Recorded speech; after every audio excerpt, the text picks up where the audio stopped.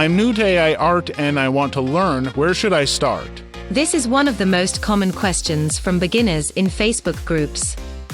If you're new to AI image generation, start by choosing the right tool for your needs.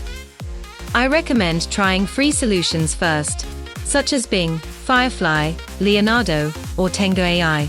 Remember, not all AI tools allow commercial use, so be sure to read the terms carefully if you plan to make money from your images. I will show you some images generated with the same prompts using free AI tools.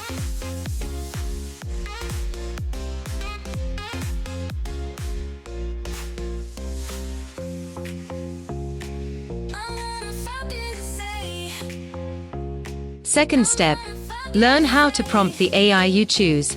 It's easier with the above-mentioned tools because it involves simple descriptive language with some tweaking of knobs or sliders. Third, use AI tools responsibly. Avoid creating deepfakes, harming others, creating abusive content, and do not copy existing artworks. Have a creative day.